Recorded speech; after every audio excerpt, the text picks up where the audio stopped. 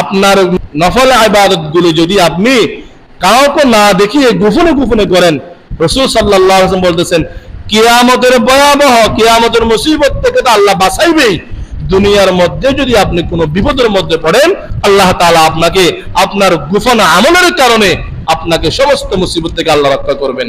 আয় আল্লাহ, আমাদের পরিবারে একটা চাচাতো বোন ছিল যাকে আমি খুব ভালোবাসতাম, মুহাব্বত করতাম। কিরকম মুহাব্বত?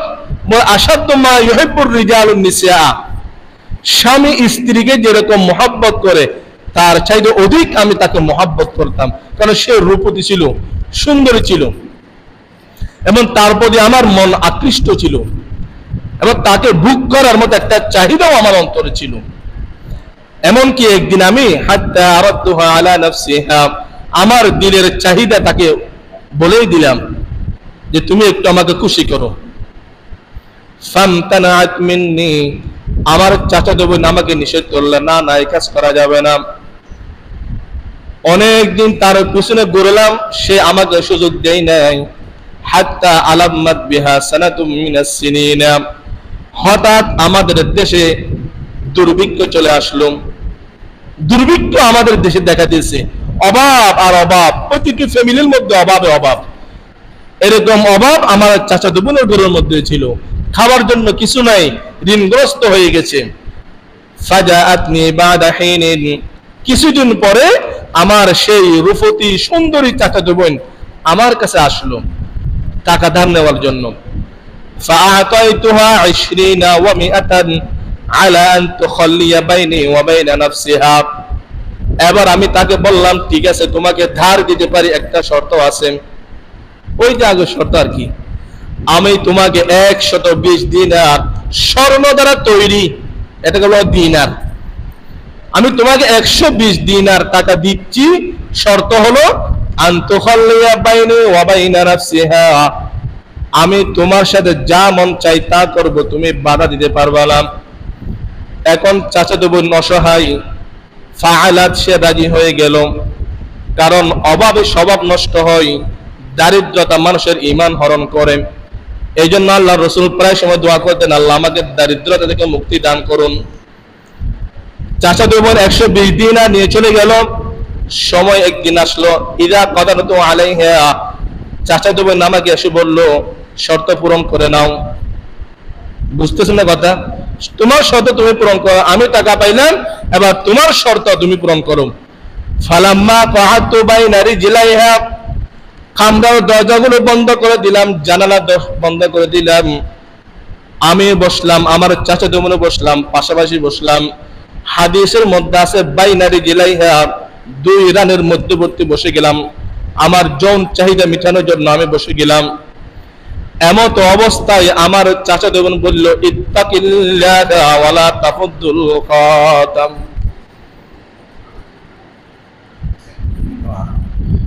ইত্তাকিল্লাহা ওয়ালা তাফুদ্দুল খাতামা ইল্লা বিহাক্কিহি, আমি অভাবের কারণে তোমার কাছে আমার সম্ভ্রম সবগুলো দিতেছি, কিন্তু ভাই তুমি এক আল্লাহকে ভয় করো, আল্লাহ তো সবগুলো দেখতেছে। তোমার যদি এত বুক করতে মন চাই বিহাক্কিহি, বৈধভাবে তুমি বুক করতে পারো। আয় আল্লাহ, আমার চাচাতো বোন যখন বলল ইত্তাকিল্লাহা ফানসারাফতু আনহা, চাচাতো বোন যখন বলল ইত্তাকিল্লাহ, তখন সাথে সাথে আমি সেই অবৈধ কাজ করা থেকে ফিরে আসলাম, আমি সেই কাজটি করি নেই। এবং ওয়া তারাকতু যাহাবাল্লাযী আতাইতুহা, যে ধার আমি তাকে দিলাম কর্জ, সেগুলো তার থেকে নিয়ে নেই, এগুলো মাফ করে দিলাম। এবং সে বলতেছে আল্লাহ আল্লাহুম্মা ইন কুনতু ফাআলতু যালিক ইবতিগা ওয়াজহিকা, আয় আল্লাহ, রুমের অন্ধকারে পাপাসারে লিপ্ত হয় নাই তোমার ভয়ে, এই আমলটা যদি তুমি কবুল হয়, এই আমলটা যদি তোমার জন্য করে থাকি, ফাফাররি জাহান্নামা মা নাহনু ফীহি, এই আমলটা যদি আপনি কবুল করে থাকেন তাহলে এই মুসিবত থেকে আপনি আমাদেরকে রক্ষা করেন। হাদিসের মধ্যে আছে ফানফাজারাত মিনহু শাইআ, আরেকটু পাত্র সরে গেল, কিন্তু এখনো পূর্ণাঙ্গ তারা বাহির হতে পারলো না। এখন ওয়াকালা সালিসু, তৃতীয় জন ব্যক্তি সে দাঁড়াই গেল, সে দাঁড়িয়ে হাত তুলে আল্লাহর কাছে বলতেছে আল্লাহুম্মা ইন্নী ইস্তাআজারতু উজরা আতাইতুহুম মাজরাহুম, আল্লাহ আমি তো ধন দৌলত ওয়ালা মানুষ, চাষ করতাম জমির মধ্যে, আমার অনেকগুলো কর্মচারী ছিল, বেতনটা ঠিক করে আমি তাদেরকে বেতন দিতাম। সকল কর্মচারী তার পাওনা নিয়ে তারা চলে গেল। একজন ব্যক্তি সে তার পাওনা না নিয়ে চলে গেছে। দীর্ঘদিন পর সে আসলো। সে যখন তার মনে করেন 200 টাকা এগুলো নেই নাই, আমি তখন এই 200 টাকা ব্যবসার মধ্যে লাগাইলাম। অন্য ব্যবসার মধ্যে লাগানোর পরে ওই 200 টাকা থেকে অনেকগুলো সম্পদের মালিক হয়ে গেলাম। হাদিসের মধ্যে আছে হাত্তা কাসরাত মিনুল আমওয়াল মিনাল ইবিলি ওয়াল বাকরি ওয়াল গনামি ওয়াল রাকিকি। তার পাওনা টাকা দিয়ে আমি উট ক্রয় করলাম, বকরি, ছাগল, গরু, এমনকি এগুলো পালার জন্য রাখাল পর্যন্ত রাখলাম। অনেকগুলো সম্পদ হলো। সে দীর্ঘদিন পরে সে রাখাল ব্যক্তি আমার কাছে আসলো, চাকর কর্মচারী ব্যক্তি আমার কাছে আসে, এসে বলতেছে ইয়া আব্দুল্লাহ আদ্দি ইলাইয়া হাক্কি, আমি এখন অভাবের মধ্যে আছি। ওই যে কয়েক বছর পূর্বে আমি তোমার কাজ করলাম, আমার পাওনা টাকাগুলো আমাকে দিয়ে দাও। তখন আমি তাকে বললাম কুল্লু মা তারা মিন আজরিকা, ওই যে মাঠের মধ্যে যত উট, ছাগল, বেড়া, দুম্বা, রাখাল, এগুলো সব তোমার পাওনা টাকা, তোমার বেতন তুমি নিয়ে নাও। এখন সে দরিদ্র হতনা ব্যক্তি বলে লা তাস্তাহজিউ বি, আমার সাথে মজা করেন না তো, আমি খুব বিপদে পড়লাম, আপনি আমার সাথে মস্করা করতেছেন কেন, আমি বিপদে পড়ছি এই জন্য। তখন আমি বললাম লা আস্তাহজিউ বিকা, আয় আল্লাহর বান্দা, আমি তোমার সাথে মজাক করতেছি না, সত্যি বলতেছি। তোমার বেতনের টাকা দিয়ে এই সম্পদগুলো আমি করে তুললাম। এই কথা বলার সাথে সাথে সেই কর্মচারী একটা জিনিস সে না করে নাই, ওট, ছাগল, মহিষ নিচে নিচে এগুলো চড়ানোর জন্য যে রাখাল আছে সেগুলো নিয়ে গেছে। লা ইয়াতরুকু মিনহু শাইআ, একটাও রেখে যাই নাই, আমি অসন্তুষ্ট হই নাই। আয় আল্লাহ, কর্মচারীর বেতন দিয়ে সম্পদগুলো সব তাকে দিয়ে দিলাম, চাইলে আমি নাও দিতে পারতাম, তাকে দিয়ে দিলাম তোমাকে খুশি করার জন্য। আল্লাহুম্মা ইন কুনতু ফাআলতু যালিকা ইবতিগা ওয়াজহিকা, আয় আল্লাহ, এই আমলটি যদি আপনি কবুল করে থাকেন, ফাফাররিজ আন্না মা নাহনু ফীহি, তাহলে আমরা এখন যে মুসিবতের মধ্যে আছি সেই দিনের সেই গোপন আমলের কারণে আপনি আমাদেরকে এই মুসিবত থেকে রক্ষা করেন। ওই তিনজন ব্যক্তি মুসিবত থেকে উদ্ধার হয়ে তারা তাদের পথে হাঁটতে লাগলেন। সুবহানাল্লাহি ওয়া বিহামদিহি।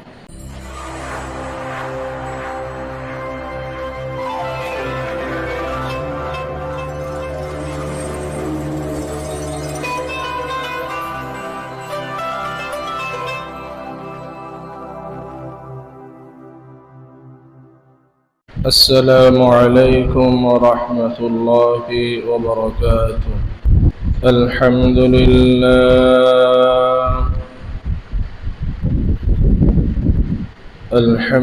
لله نحمده ونستعينه ونستغفره ونؤمن به ونتوكل عليه ونعوذ بالله من شرور أنفسنا ومن سيئات أعمالنا من يهده الله فلا مضل له ومن يضلله فلا هادي له ونشهد أن لا إله إلا الله وحده لا شريك له ونشهد أن سيدنا وسندنا وحبيبنا وطبيب قلوبنا ومولانا محمدا عبده ورسوله الذي أرسله الله تعالى بالحق بشيرا ونذيرا وداعيا إلى الله بإذنه وسراجا منيرا. أما بعد فقد قال الله تبارك وتعالى في كلامه المجيد: أعوذ بالله من الشيطان الرجيم. بسم الله الرحمن الرحيم. تتجافى جنوبهم عن المضاجع يدعون ربهم خوفا وطمعا ومما رزقناهم ينفقون. وعن عمرو بن عنبسة رضي الله تعالى عنه قال: قال رسول الله صلى الله عليه وسلم: ما يقرب ما يكون العبد أقرب ما يكون الرب من العبد في جوف الليل الآخر، فإن استطعت أن تكون ممن يذكر الله في تلك الساعة فكن، أو كما قال النبي عليه الصلاة والسلام. صدق الله مولانا العظيم، وصدق رسوله النبي الكريم، ونحن على ذلك لمن الشاهدين والشاكرين والذاكرين، والحمد لله رب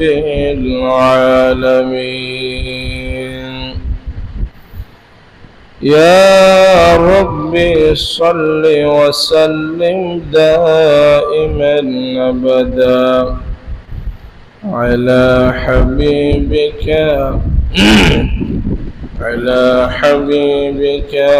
خير الخلق كلهم، بلغ العلا بكماله، كشف الدجى بجماله، حسنت جميع خصاله.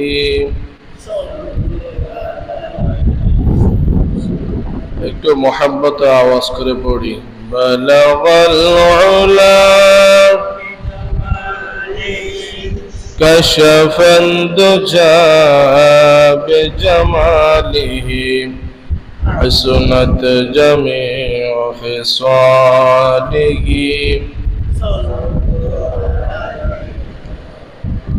أي عاشك رب العلا باشكت محبوب خدا، برتو سلام صد ہزار، برتو درود بشمار. بلغ العلا كشف الدجى بجماله، حسنت جميع خصاله.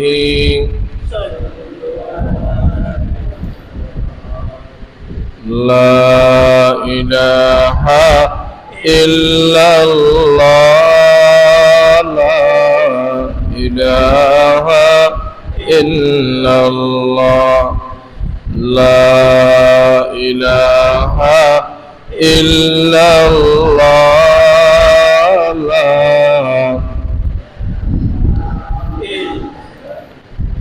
যার দিলে আছে আল্লাহর নাম, জিকির করে সে তো নিরালাই। আহার পানাহার লাগে না ভালো, ভালো লাগে তার ইল্লাল্লাহ, লা ইলাহা ইল্লাল্লাহ, লা ইলাহা ইল্লাল্লাহ, লা ইলাহা ইল্লাল্লাহ, লা ইলাহা ইল্লাল্লাহ, মুহাম্মাদুর রাসূলুল্লাহ সাল্লাল্লাহু আলাইহি ওয়াসাল্লাম, সাল্লাল্লাহু আলাইহি ওয়াসাল্লাম, সাল্লাল্লাহু আলাইহি ওয়াসাল্লাম। উপস্থিত সম্মানিত মুসল্লিয়ানে কেরাম, সর্বপ্রথম মহান রব্বুল আলামিনের শাহী দরবারে অপরন্ত অসীম শুকরিয়া আদায় করতেছি যে মহান রব্বুল আলামিন অত্যন্ত দয়া করে, মায়া করে, মহব্বত করে, ভালোবাসে সুস্থতার সহিত দীর্ঘ হায়াত দান করে পার্থিব জীবনের ব্যস্ততাকে পেছনে রেখে পবিত্র সালাতুল জুমা আদায় করার জন্য আল্লাহর ঘরে আসার তৌফিক দান করেছেন। এই জন্য আমরা সকলে মহান রবের শুকরিয়া আদায় করে পড়ি আলহামদুলিল্লাহ। আল্লাহ তাআলার শুকরিয়া জ্ঞাপন করার লক্ষ কোটি দরুদ হাদিয়া প্রেরণ করতেছি সর্বকালের সর্বশ্রেষ্ঠ মানব, রহমাতুল লিল আলামিন, শফিউল মুজনিবিন, সাইয়্যিদুল মুরসালিন, খাতামুন নবিয়্যিন হযরত মুহাম্মদুর রাসূলুল্লাহ সাল্লাল্লাহু আলাইহি ওয়াসাল্লামের রওজা পাকে। সম্মানিত হাজিরিন, আমি আপনাদের সামনে কুরআনুল কারীমের 21তম পারা সূরাত হামিম আস-সাজদা এর 16 নম্বর আয়াত কারিমা তিলাওয়াত করেছি। তিরমিজি শরীফে উল্লেখিত সাহাবী আমর ইবনে আনবাসা রাদিয়াল্লাহু তাআলা আনহু থেকে বর্ণিত প্রিয় নবী মুহাম্মদুর রাসূলুল্লাহ সাল্লাল্লাহু আলাইহি ওয়াসাল্লামের ছোট্ট একটা হাদিস আপনাদের সামনে উপস্থাপন করেছি। আল্লাহ পাক রব্বুল আলামিন তৌফিক দান করলে তিলাওয়াতকৃত আয়াত এবং পঠিত হাদিসকে সামনে রেখে গোপন ইবাদতের ফজিলত সম্পর্কে সংক্ষিপ্ত আলোচনা করব। আল্লাহ রাব্বুল আলামিন জাতির উপকার হয় এমন কিছু কথা ইখলাসের সহিত আমাকে বলার এবং সবাইকে আমলের নিয়ত শোনার তৌফিক দান করুন, আমিন। গত জুমায় আমরা আলোচনা করতেছিলাম গোপন ইবাদতের ফজিলত সম্পর্কে।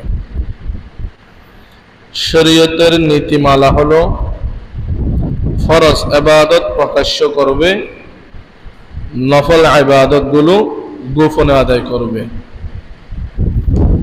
গোপনে ইবাদত করলেই কি ফজিলত, কি লাভ।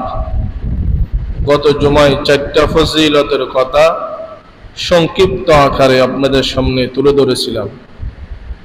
1 নম্বরে বলেছিলাম যে সমস্ত আল্লাহর বান্দা বান্দি গোপনে একাকী নফল ইবাদত গুলো আদায় করে আল্লাহ তাআলা সেই বান্দা বান্দির নাম মুনাফিকের লিস্টি থেকে কেটে দিয়ে খালেস মুমিন হিসেবে আল্লাহ লিপিবদ্ধ করে দেয়।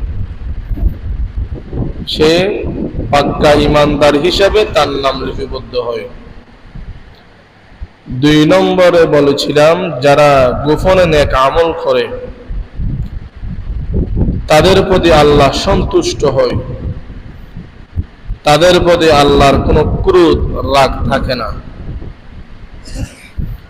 3 নম্বর যারা গোপনে ইবাদত করে, গোপনে আমল করে আল্লাহ পাক রব্বুল আলামিন তাদেরকে অন্তর দিয়ে মহব্বত করেন, ভালোবাসেন।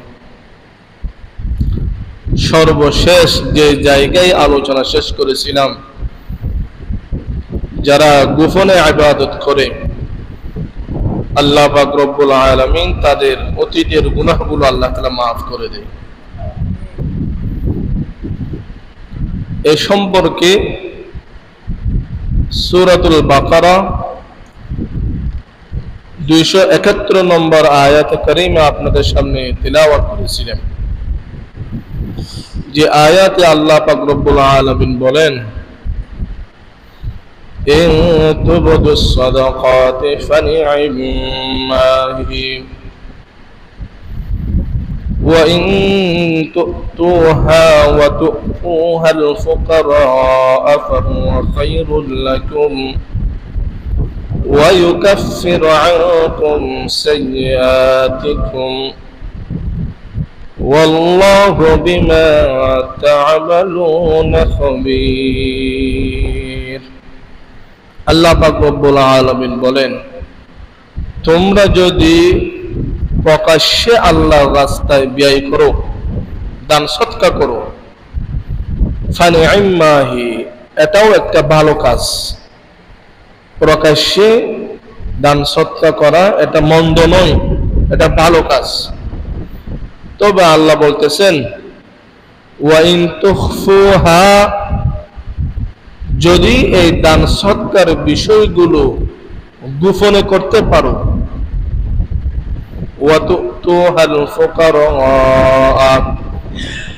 এবং প্রকৃতপক্ষে দ্বারা দান নেওয়ার উপযোগী, ত্রাণ নেওয়ার উপযোগী তাদের হাতে যদি হস্তান্তর করতে পারো, ফাহুয়া খায়রুল লাকুম, তাহলে এই গোপন সদকাটা তোমাদের জন্য অতি কল্যাণময়।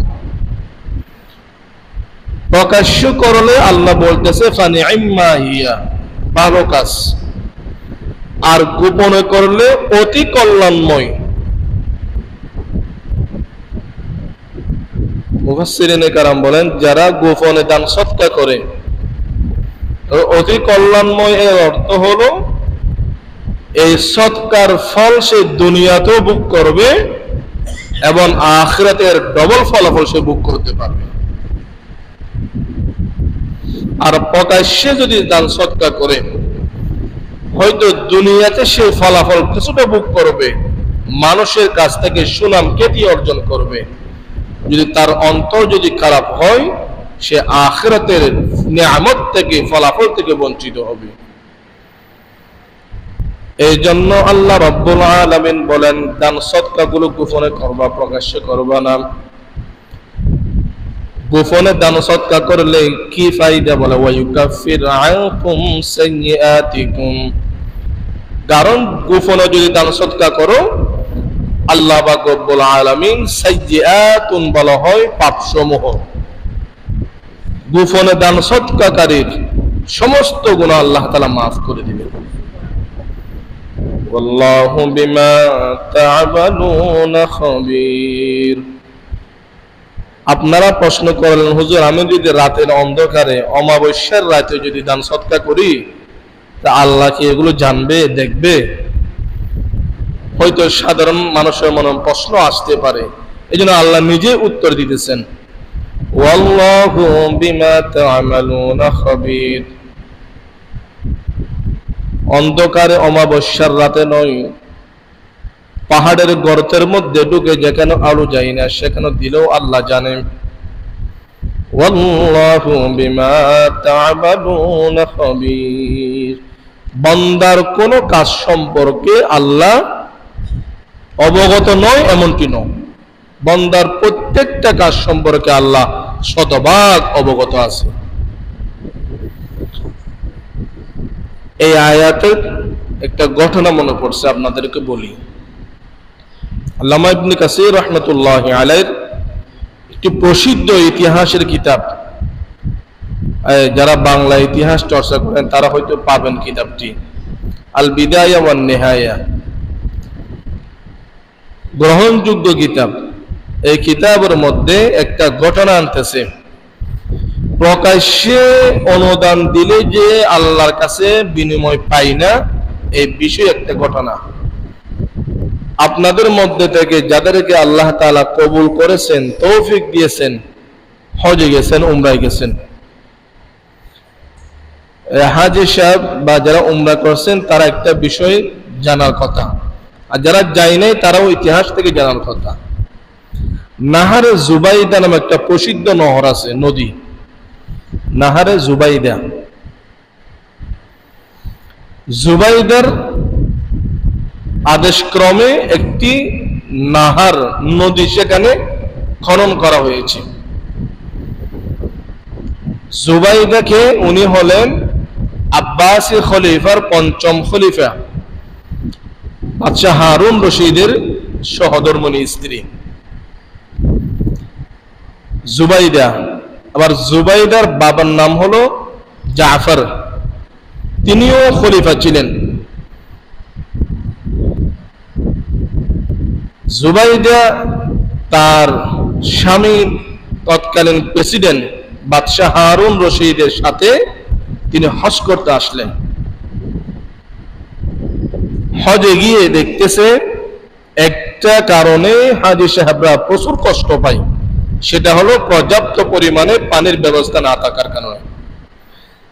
মরুভূমি এলাকা, পাথুরি এলাকা, পানির ব্যবস্থা নেই। এগুলো 150 হিজরির আগের কথা বলতেছি, আজ থেকে প্রায় 1400 বছর আগের কথা, 186 হিজরির কথা, তথা 809 শতাব্দীর ঘটনা। তিনি সেখানে গিয়ে দেখতেছে এখানে পানির কোনো ব্যবস্থা নেই। আরফাতের ময়দানে মুজদালিফায় হাজী সাহেবরা পানির পিপাসায় অনেক হাজী সাহেব মারাও যাইতেছে। তখন তিনি স্বামীর সাথে পরামর্শ করে বলতেছে, হাজী সাহেবদের সেবা করার লক্ষ্যে আমরা যদি এখানে কতগুলো গর্ত, পানির জন্য কতগুলো গর্ত খনন করলে কেমন হয়। তো স্ত্রীর কথা সমর্থন করলেন এবং সেখানে অনেকগুলো সে গর্ত খনন করে দিলেন। এরপরে তিনি ইরাক, বাগদাদ, বাদশাহ হারুন রশিদের শহর বাগদাদ, ইরাকে তিনি চলে গেছেন। স্বামীর ইন্তেকালের পরে 186 হিজরিতে তিনি আবার আসলেন। জুবাইদা রাদিয়াল্লাহু তাআলা আনহা তিনি আবার আসলেন। এবার আসলেন সন্তানকে নিয়ে, কোন মুহররমকে নিয়ে আসলেন।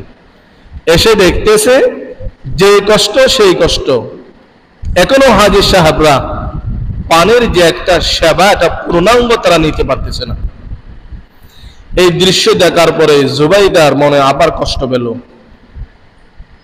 এখন তিনি চিন্তা করলেন একটা স্থায়ী সমাধান করে দেওয়ার, টেকসই হয়ে এমন একটি ব্যবস্থা করব যাতে হাজী সাহেবরা আর কোনো সময় কষ্ট না পায় আগামীতে। তিনি কি করলেন, পানি খুঁজতেছেন, সেই এমন বর্ডার পাশে গিয়ে তায়েফ নামে জায়গায়, সাগর, তায়েফ থেকে নিয়ে আরফাতের ময়দান পর্যন্ত এখন যদি হিসাব করে প্রায় 35 কিলোমিটার। কত? 35 কিলোমিটার রাস্তা। আমাদের মতো সাধারণ মাটির রাস্তা নয়, এগুলো পাথুরি জমিন। ওই তায়েফ থেকে নিয়ে আরফাতের ময়দান পর্যন্ত পাহাড় গেছে তিনি 35 কিলোমিটার একটা নদী খনন করে দিলেন। এটা নামকরণ করা হয়েছে নাহারে জুবাইদা। এখনো দিলে দেখবেন লেখা আছে সেখানে নাহারে জুবাইদা। লক্ষ কোটি টাকা ব্যয় করে হাজী সাহেবদের সেবার জন্য নিজের পকেটের টাকা খরচ করে পানির ব্যবস্থা করে দিলেন নাহারে জুবাইদা। আল্লাহর এই বান্দী ইন্তেকাল করলো। ইন্তেকালের পরে তার সন্তান মাকে স্বপ্ন দেখতেছে। সাধারণত সন্তান মা বাবাকে স্বপ্ন দেখে মহব্বতের কারণে। মাকে স্বপ্ন দেখলে সাথে সাথে মা অনেক দিন ধরে দেখতেছে না, জিজ্ঞাসা করলো, মা ফাআলাল্লাহু বিকা ইয়া উম্মি, মা আপনার সাথে আমার রব আল্লাহ কি আচরণ করলো। তখন জুবাইদা বাদশাহ হারুন রশিদের স্ত্রী, আল্লাহর বান্দি, দিনদার মহিলা, উত্তর দিতেছে, কিত্তু উহলাকু আন ওয়াজাবা, বাবারে একটুর জন্য বেঁচে গেলাম। কিত্তু উহলাকা আন ওয়াজাবা, অল্প একটু কারণে বেঁচে গেলাম, হয়তো আল্লাহর আযাব আমাকে গ্রাস করে নিত। এই কথা শোনার পরে সন্তান তো আশ্চর্য হয়ে গেলেন। আইনাল আইনু ইয়া উম্মি, আরে মা কি বলেন আপনি? আপনি না দীর্ঘ 35 কিলোমিটার নহনকরণ করলেন, আল্লাহর সবচাইতে প্রিয় বান্দা বান্দি হাজী সাহেবদের জন্য পানির ব্যবস্থা করে দিলেন। আইনা আজরুহা ওয়া সাওয়াবুহা আল্লাতী জারাইতা লিল হুজ্জাজ, সেই নাহার খননের সওয়াব, সেই নদী খননের সওয়াব গেলে কোথায়? এখন মৃত্যুর পরে তো মানুষ মিথ্যা কথা বলে না। দুনিয়াতে জীবিত অবস্থায় এই পাশ ওই পাশ কাটিয়ে মানুষ চলে যায়, কিন্তু মৃত্যুর পরে মানুষ যা বলে সঠিকটাই বলে। এবার জুবাইদা রাদিয়াল্লাহু তাআলা আনহা উত্তর দিলেন, বাবা আমি তো নাহার খনন করছি, ঠিক আছে, হাজী সাহেবদের জন্য তাও ঠিক আছে, তবে সেখানে আল্লাহর কাছে প্রতিদান পাবো যেমন আশা ছিল, আমার অন্তরে আরেকটা আশা ছিল। আয-যিকরা ফি লিসানিন নাস, নাহানকরণ করার সময় আল্লাহর কাছে বিনিময় পাবো, সওয়াব পাবো যেমন আশা ছিল। হারুন রশিদের বিবি জুবাইদা হাজী সাহেবদের জন্য নহর খনন করে দিছে, মানুষ কিয়ামত পর্যন্ত আমাকে স্মরণ করবে, মানুষের সুনাম খ্যাতি অর্জন করার জন্য আমার ইচ্ছা ছিল। আল্লাহর কাছে আল আজর ওয়া যিকরা, আল্লাহর কাছে প্রতিদানের যেমন আশা ছিল, ঠিক তেমনি ভাবে মানুষ একটু আমাকে স্মরণ করবে, ভালো বলবে, সেই নিয়তও কিন্তু আমার অন্তরে ছিল। ওই লৌকিকতার কারণে মানুষের সুনাম খ্যাতি অর্জনের কারণে নাহারের সওয়াব আল্লাহ বিলুপ্ত করে দিলেন। তাহলে এখন আপনার অবস্থা কি? হ্যাঁ ওয়ালাকিন আদখালানি আল্লাহুল জান্নাহ, তবে বাবা আল্লাহ পাক রব্বুল আলামিন আমার একটি গোপন আমলের কারণে আমাকে জান্নাতুল ফেরদৌস দান করেছেন। একটা গোপন আমল, যে গোপন আমলটি আমি এবং আল্লাহ ব্যতীত পৃথিবীতে আর কেউ জানতো না। ওয়ালাকিন আদখালানি আল্লাহুল জান্নাহ, বাবা আল্লাহ পাক রব্বুল আলামিন আমাকে জান্নাত দান করলেন কি কারণে? বলে সাল্লাইতু রাকাতাইনি ফি আখিরিল লাইলি, তোমরা যখন সবাই রাজপ্রাসাদের মধ্যে ঘুমাইতে, শেষ রাত্রে আমি সুবাইদা ঘরের চাদর মধ্যে উঠে যেতাম, বাড়ির চাদর মধ্যে গিয়ে 2 রাকাত তাহাজ্জুদের নামাজ আদায় করতাম। সাল্লাইতু রাকাতাইন, 2 রাকাত তাহাজ্জুদের নামাজ শেষ করার পরে তাসবিহটা হাতে নিয়ে ঘরের চাঁদের চতুর্পাশে হাঁটাহাঁটি করতাম এবং মনে মনে বলতাম লা ইলাহা ইল্লাল্লাহ, লা ইলাহা ইল্লাল্লাহু আখযু বিহা উমরি, লা ইলাহা ইল্লাল্লাহু আখযু বিহা উমরি, লা ইলাহা ইল্লাল্লাহু আদখুলু বিহা কবরি, লা ইলাহা ইল্লাল্লাহ ইয়াগফিরু বিহা রাব্বি যামবি, লা ইলাহা ইল্লাল্লাহ আলকি বিহা রাব্বি, লা ইলাহা ইল্লাল্লাহু আখিফু বিহা ফি হাশরি। মা বলতেছে, বাবা আমি 2 রাকাত তাহাজ্জুদের নামাজ পড়ে আমার আওয়াজকে একদম ছোট করে কাউকে শোনাইতাম না, তাসবিহটা হাতে নিয়ে বলতাম লা ইলাহা ইল্লাল্লাহ ওয়া আখযু বিহা উমরি, আয় আল্লাহ আমি সাক্ষ্য দিলাম তুমি ছাড়া পৃথিবীতে আর কেউ নেই। আখযু বিহা আমরি, এই লা ইলাহা ইল্লাল্লাহ জপে জপে আমি আমার হায়াতটা পার করব। সঙ্গীত নাই, মারা গেছে, আমি লা ইলাহা ইল্লাল্লাহ জপে জপে আমার হায়াত বাকি জীবনটা শেষ করব। লা ইলাহা ইল্লাল্লাহ আদখুলু বিহা কবরি, আয় আল্লাহ আমি দোয়া করলাম লা ইলাহা ইল্লাল্লাহ পড়ে পড়ে আমি কবরে প্রবেশ করব।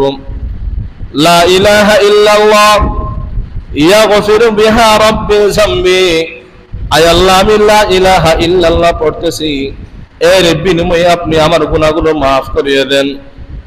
লা ইলাহা ইল্লাল্লাহ আলকি বিহা রাব্বি, আমি লা ইলাহা ইল্লাল্লাহ পড়তেছি, এই কলমা জপে জপে আমি তোমার সাথে কিয়ামতের দিন সাক্ষাৎ করব। লা ইলাহা ইল্লাল্লাহ আখিফু বিহা ফি হাশরি, এই কলমার কারণেই আমি কিয়ামতের হিসাব নিকাশকে আমি ভয় করি।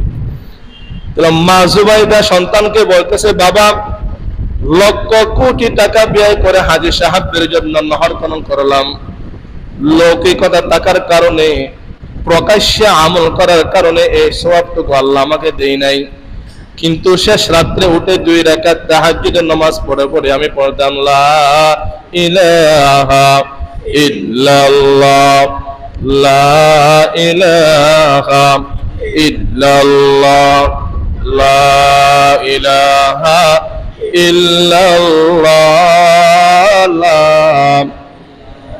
পড়েন, মোহাব্বত নিয়ে পড়েন, লা ইলাহা ইল্লাল্লাহ,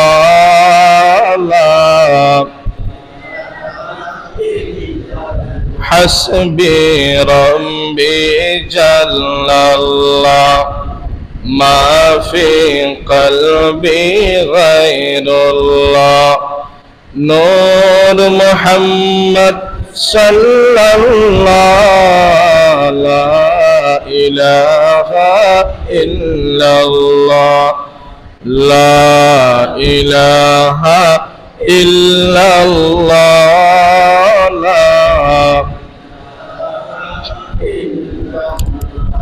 আসমান জমিন গায়রুল্লাহ, পাহাড়ে পর্বত গায়রুল্লাহ, নদী নালা গায়রুল্লাহ, লা ইলাহা ইল্লাল্লাহ, লা ইলাহা ইল্লাল্লাহ,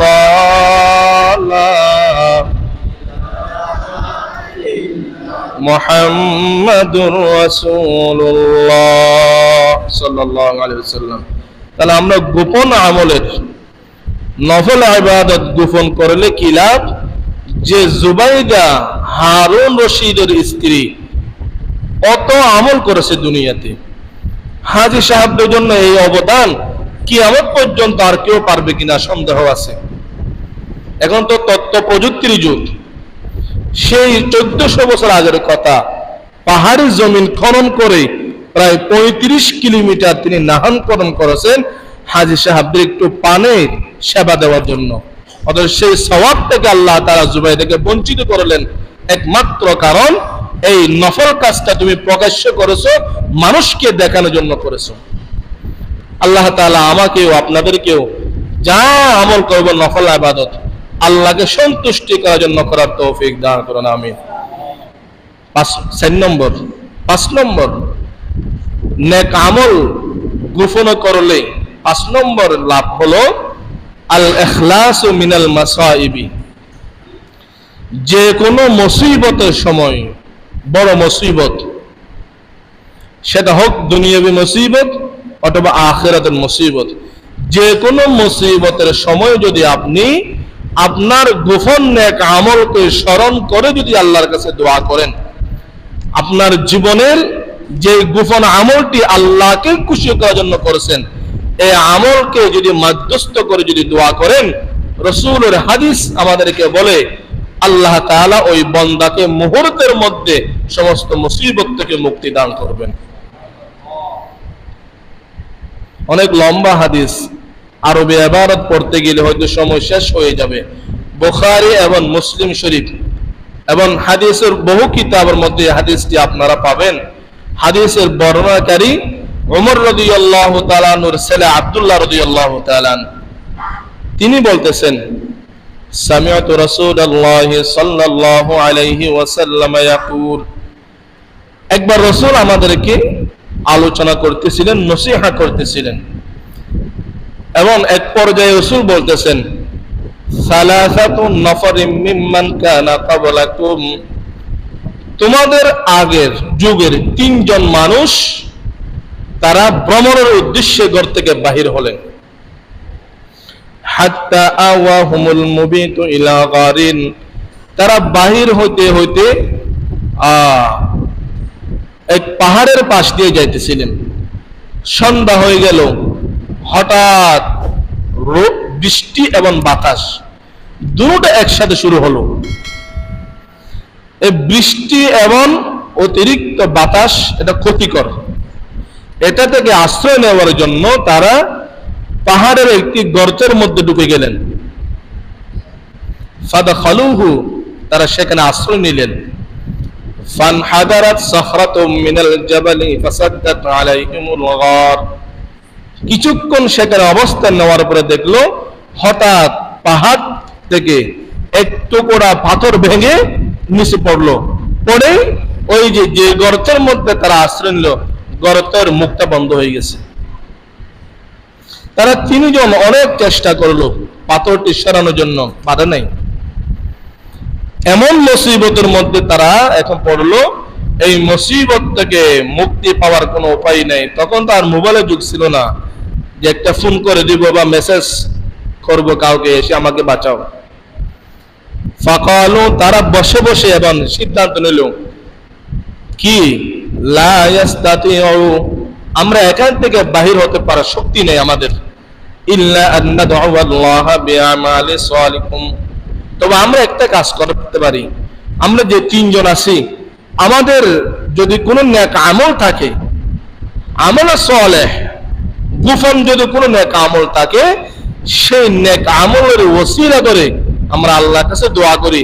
আশা করা যায় হয়তো সেই নেক আমলের বিনিময়ে আল্লাহ আমাদেরকে মুক্তি দিতে পারেন। তারা সিদ্ধান্ত নিলেন। নেওয়ার পরে আবার একজন দোয়া করতে লাগলো। কি বলতেছে?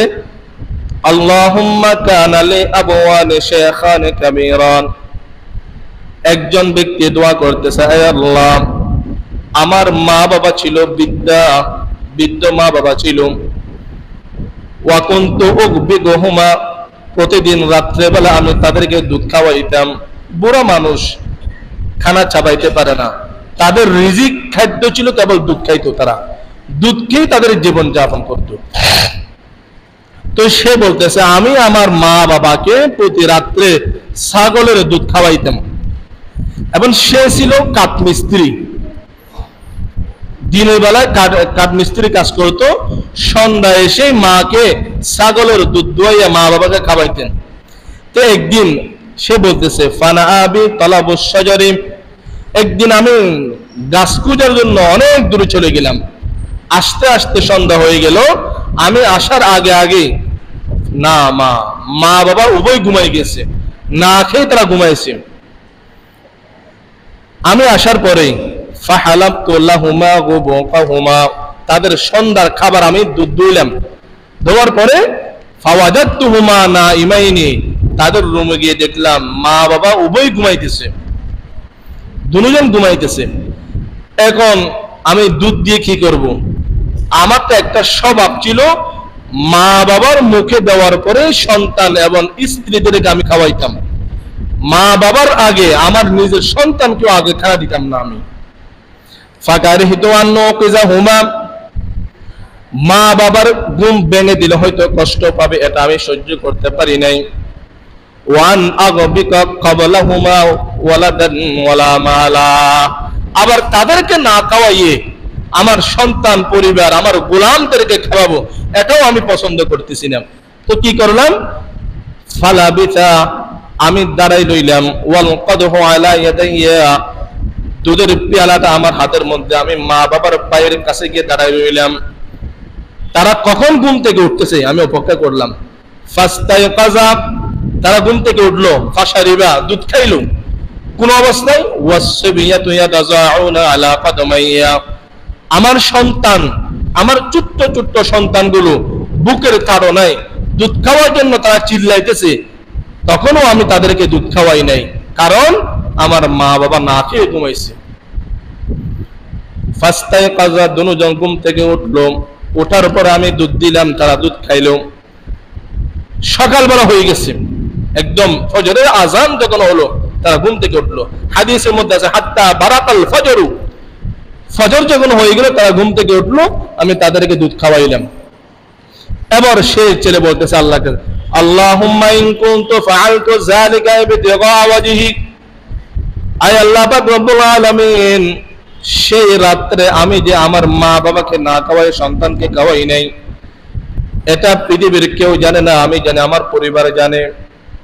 মা বাবাকে দুধ খাওয়ানোর পরে পরিবারকে খাওয়াইলাম, এই আমলটা যদি আমি আপনাকে খুশি করার জন্য করে থাকি, ইবতিগা ওয়াজহিকা, এই আমলটা যদি আয় আল্লাহ তোমার দরবারে কবুল হয়, ফাফাররিজ আন্না মা নাহনু ফীহি, তাহলে আমরা যে মুসিবতের মধ্যে এখন লিপ্ত হলাম, মেহেরবানি করে আপনি এই মুসিবত থেকে আপনি আমাদেরকে উদ্ধার করুন।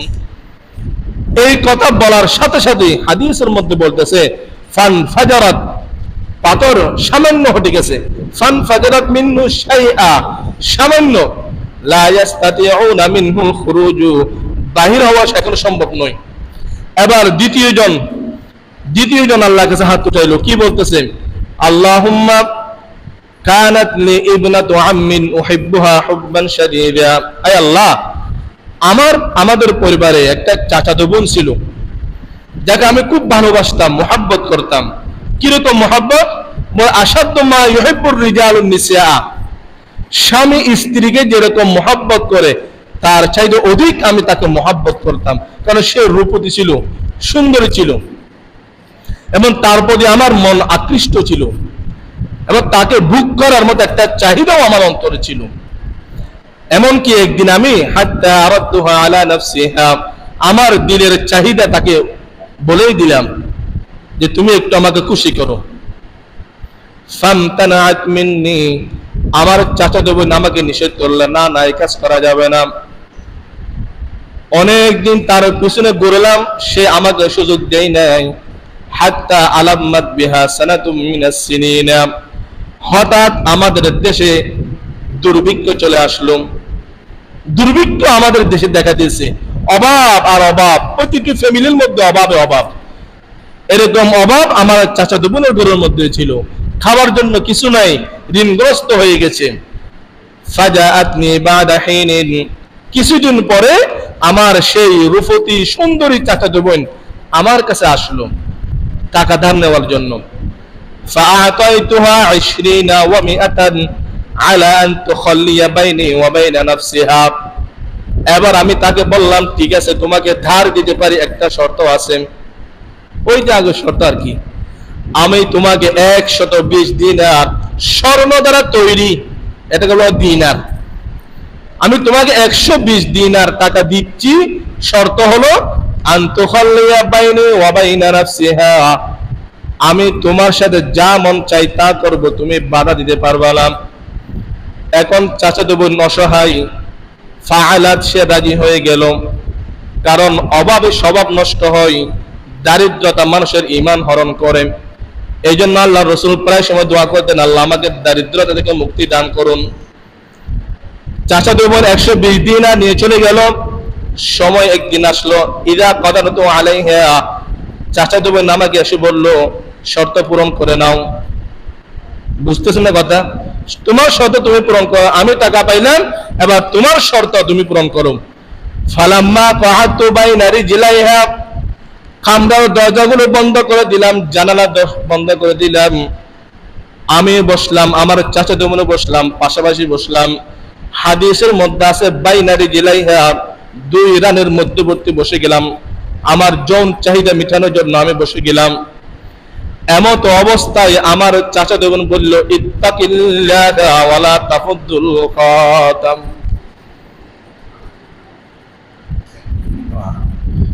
ইত্তাকিল্লাহা ওয়ালা তাফুদ্দুল খাতামা ইল্লা বিহাক্কিহি, আমি অভাবের কারণে তোমার কাছে আমার সম্ভ্রম সবগুলো দিতেছি, কিন্তু ভাই তুমি এক আল্লাহকে ভয় করো, আল্লাহ তো সবগুলো দেখতেছে। তোমার যদি এত বুক করতে মন চাই, বিহাক্কিহি, বৈধভাবে তুমি বুক করতে পারো। আয় আল্লাহ, আমার চাচাতো বোন যখন বলল ইত্তাকিল্লাহা ফানসারাফতু আনহা, চাচাতো বোন যখন বলল ইত্তাকিল্লাহ, তখন সাথে সাথে আমি সেই অবৈধ কাজ করা থেকে ফিরে আসলাম, আমি সেই কাজটি করি নেই। এবং ওয়া তারাকতু যাহাবাল্লাযী আতাইতুহা, যে ধার আমি তাকে দিলাম কর্জ, সেগুলো তার থেকে নিয়ে নিই, এগুলো মাফ করে দিলাম।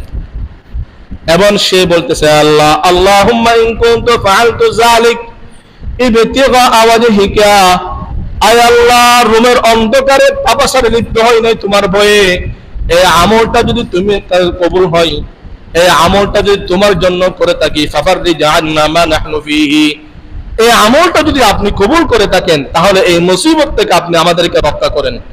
হাদিসের মধ্যে আছে ফানফাজারাত মিনহু শাইআ, আরেকটু পাত্র সরে গেল, কিন্তু এখনো পূর্ণাঙ্গ তারা বাহির হতে পারলো না। এখন ওয়াকাল আস-সালিসু, তৃতীয় জন ব্যক্তি সে দাঁড়াই গেল।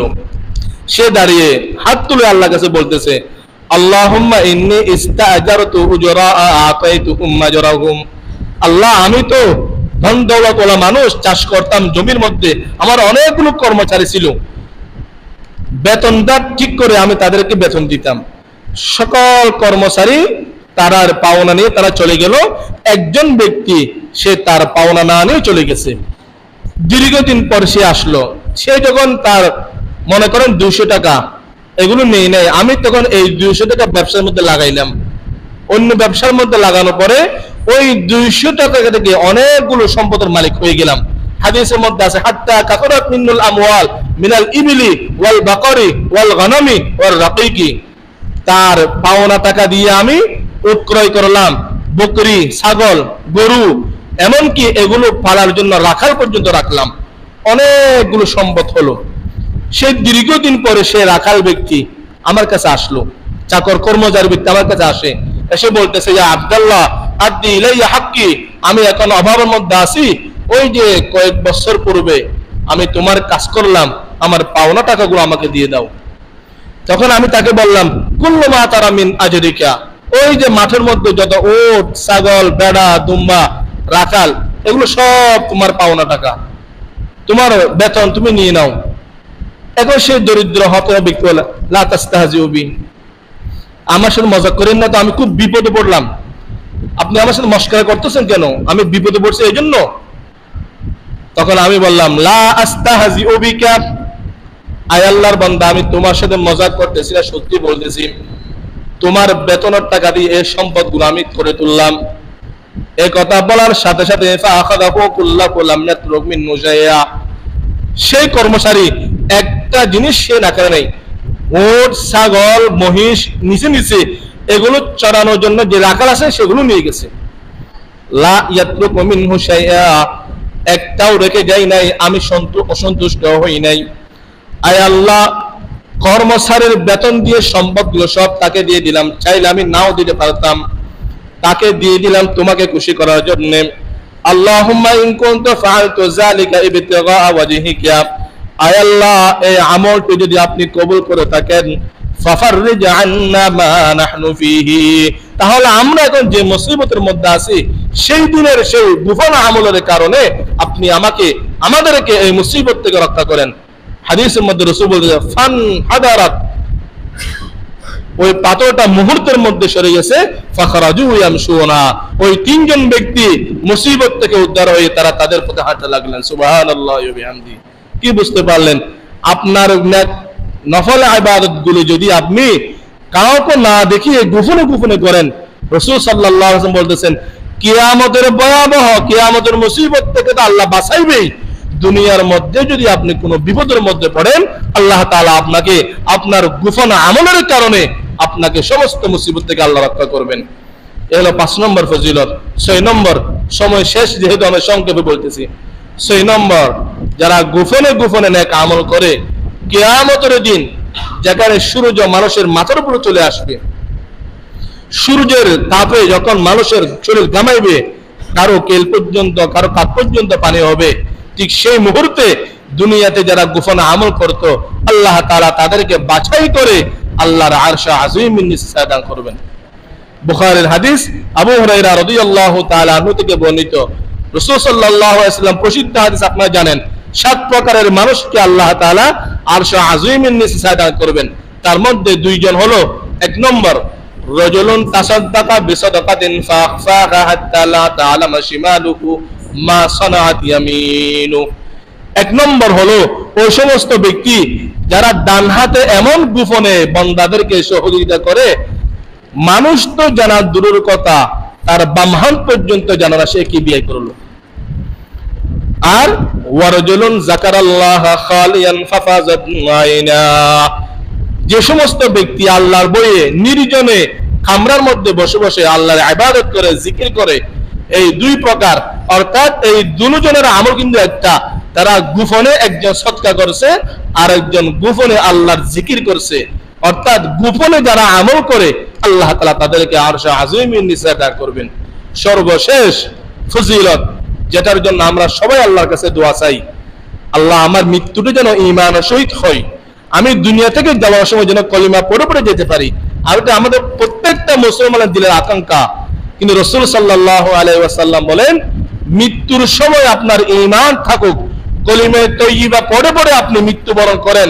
এটা যদি আপনারা চান, নফল ইবাদত গুলো গোপনে গোপনে আদায় করবেন। বুখারী এবং মুসলিমের হাদিস, সাহাল ইবনে সাদ রাদিয়াল্লাহু তাআলা আনহু বলেন, অনেক সময় মানুষ সারা জীবন লা ইয়ামালু আমালা আহলিল জান্নাহ ফীমা ইয়াবদু লিন-নাস, সে যৌবন কাল থেকে বৃদ্ধ পর্যন্ত জান্নাতীদের মতো আমল করতেছে, তার প্রতিটা আমল দেখলে মনে হয় মানুষটা নিশ্চিত জান্নাতি। কিন্তু ফায়াসবুকু আলাইহিল কিতাব, হঠাৎ তার তাকদীর খারাপ হয়ে যায়, সে মৃত্যুর আগে এমন একটি কাজ করে বসে থাকে যে কাজের কারণে তাকে জাহান্নামে যেতে হবে। আবার অনেক মানুষকে দেখতে পাবেন যারা যৌবন থেকে নিয়ে বৃদ্ধ পর্যন্ত কেবল গুনাহের কাজ করছে, এমন এমন অনৈতিক কাজে সে লিপ্ত ছিল, সমাজের 100 মানুষ বলতো এ নিশ্চিত জাহান্নামী। ফায়াসবুকু আলাইহিল কিতাব, তাকদীর পরিবর্তন হয়ে যায় গোপন কোন নেক আমলের কারণে। আল্লাহ পাক রব্বুল আলামিনের সিদ্ধান্ত গোপন আমলের কারণে তাকে জান্নাত দিবে। হঠাৎ মৃত্যুর আগে একদিন সে এমন একটি আমল করবে যে আমলের কারণে সে জান্নাতি। সে আমলটা কি? হযরত রাসূল আকরাম সাল্লাল্লাহু আলাইহি ওয়াসাল্লাম বলেন, মানিস্তাতা আমিনকুমুল খাবিআ ফালইয়াফআল, যদি তোমাদের সামর্থ্য থাকে নফল ইবাদত গুলো গোপনে গোপনে করার, তাহলে তোমরা নফল ইবাদত গোপনে করবা। কারণ যারা নফল ইবাদত গুলো গোপনে গোপনে আদায় করে, মৃত্যুর সময় আল্লাহ তাআলা তাদেরকে ঈমান নসিব করে মৃত্যু দেয়। সুবহানাল্লাহি ওয়া বিহামদিহি। আল্লাহ পাক রব্বুল আলামিন নফল ইবাদত গুলো আমাদেরকে গোপনে গোপনে আদায় করার তৌফিক দান করুন, আমিন। আপনাদের এখানে একটা উলামায়ে কেরামের সংগঠন আছে, তাদের পক্ষ থেকে কালকে আমার কাছে মেসেজ আসলো, মেসেজ না দিলেও আমি এই কথাটা বলতাম আজকে, এবং এই কথাটা এখানে আগেও অনেকবার বলা হয়েছে। আমাদের সকলের, প্রতিটা মুসলমান যিনি লা ইলাহা ইল্লাল্লাহ মুহাম্মাদুর রাসূলুল্লাহর দাবিদার, তার অন্তরে কার মুহাব্বত সবচেয়ে বেশি? বলেন। রাসূলুল্লাহর মুহাব্বত বেশি। রাসূলুল্লাহর মুহাব্বত যদি আপনার অন্তরে না থাকে, আপনি তো মুমিন হতে পারবেন না। সেই রাসূলুল্লাহর মুহাব্বতের দাবি থেকে নিয়ে একটা প্রস্তাব আপনাদের সামনে, সেটা হলো, যখনই উলামায়ে কেরাম নবীর ইজ্জতকে হেফাজত করার জন্য, বা নবীর খতমে নবুয়তকে হেফাজত করার জন্য, অথবা নবীর সাথে যারা গুস্তাখি করে, নবীর শানে যারা বেয়াদবি করে, তাদের শাস্তি বাস্তবায়ন করার জন্য যদি এই আপনাদের এলাকার উলামায়ে কেরাম যদি আপনাদেরকে মাঠে ময়দানে নামার আহ্বান করে, আপনারা রাজি আছেন ইনশাআল্লাহ? কে কে রাজি আছেন? দুই হাত তুলে দেখান তো। এবং এটা বাস্তবায়ন করে হাত নামান। আল্লাহ তাআলা আপনাদের সবাইকে কবুল করুন, আমিন। এটা বাস্তবায়নের জন্য আপনাদের প্রত্যেকে একটা কাজ করতে হবে। হয়তো এই কথাটা আমি বললে আপনারা অনেকে আমার সাথে রাগ করবেন, কিন্তু রাগ করলে কিছু না, আমি বলে দিতেছি। কারণ আমি কথা বলতেছি কাকে খুশি করার জন্য? আল্লাহকে খুশি করার জন্য। আপনি রসুলের গুস্তাখে রসুল, গত 1.5 যুগ থেকে দেখতেছি বাংলাদেশে অনেক নাস্তিক আছে যারা রসুলের শানে বেয়াদবি করছে। সে শাহবাগ থেকে নিয়ে হঠাৎ নাস্তিক গুলো মাথা উঠে, তারা রসুলের শানে বেয়াদবি করে। কই আজ পর্যন্ত কোন গুস্তাখে রাসূলকে সরকার শাস্তি দিছে তা আমি দেখি নাই আমার এই হায়াতে। আপনারা দেখছেন কিনা বলেন? বিগত সরকার, যারাই সরকারে ছিল, তারা কেউ রসুলের গুস্তাখে রাসূল শাতমে রাসূলকে শাস্তি দিছে আপনারা দেখছেন? ভবিষ্যতেও দেখবেন না, যতদিন ইসলামী হুকুমত সরকারিভাবে বাস্তবায়ন হবে না। আমরা এখানে দাবি উঠাইতে পারি, মাঠে গিয়ে আমরা যারা নবীর শানে বেয়াদবি করেছে তাদের শাস্তির জন্য গলা ফাটিয়ে স্লোগান দিতে পারি। কিন্তু এই দেশে গুস্তাখে রাসূলের শাস্তি মৃত্যুদণ্ড জীবনেও বাস্তবায়ন হবে না। কেন হবে না? যারা আমাদেরকে পরিচালিত করে, যারা দেশ চালায়, তারা তো কারো অন্তরে নবীর প্রতি মহাব্বত নেই। তারা তো কেউ তো নবীর আদর্শ মেনে রাষ্ট্র পরিচালনা করে না। এই জন্য গুস্তাখে রাসূলের শাস্তি বাস্তবায়ন করতে হলে, শাতিমে রাসূলের শাস্তি বাস্তবায়ন করতে হলে আপনাদের সবাইকে ইসলামী রাজনীতির সাথে সংযুক্ত হতে হবে। রাজি আছেন না সবাই ইনশাআল্লাহ?